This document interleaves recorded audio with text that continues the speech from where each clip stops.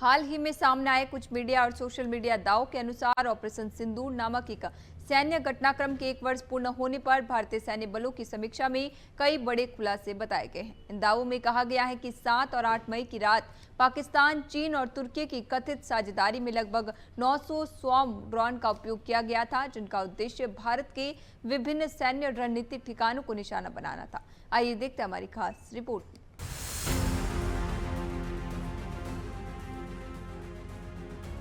Report के अनुसार ये ड्रोन हमले नियंत्रण रेखा को लेकर अंतर्राष्ट्रीय सीमा तक फैले क्षेत्रों में कुछ घंटों के भीतर किए गए। दावा ये भी किया गया है कि इन स्वॉर्म ड्रोन हमलों की शैली रूस यूक्रेन युद्ध में देखी गई तकनीक से प्रेरित थी, जहां बड़े पैमाने पर ड्रोन झुंड के रूप में उपयोग किए जाते हैं। ये तकनीक आधुनिक युद्ध में तेजी से उभर रही है और कई देशों द्वारा इसका अध्ययन किया जा रहा है, जिसमें नाटो देशों की रक्षा रणनीतियां भी शामिल हैं। रिपोर्टों में ये भी कहा गया है कि भारतीय वायुसेना के एयर कमांड और कंट्रोल सिस्टम ने ड्रोन हमलों को प्रभावी रूप से निष्क्रिय कर दिया, जिससे किसी भी प्रमुख सैन्य ठिकानों को क्षति नहीं पहुंची।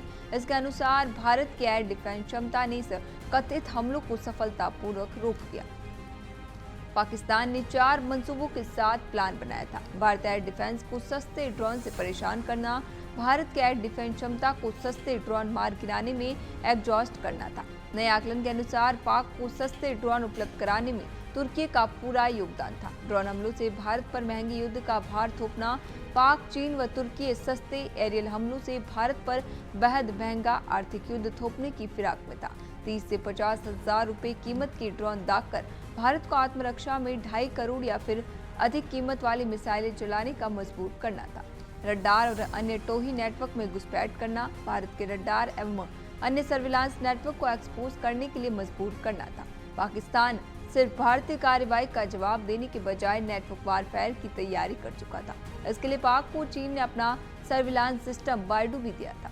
एरियल सर्विलांस में कमियों को उजागर करना, भारतीय एरियल सर्विलांस और डिफेंस में गैप और कर्मियों को उजागर करना था। लेकिन भारतीय वायुसेना के air command and control system की सफलता भी सामने आई है। सैन्य समीक्षा के अनुसार IACS ने नेटवर्क सेंट्रिक वारफेयर की क्षमता साबित हुई।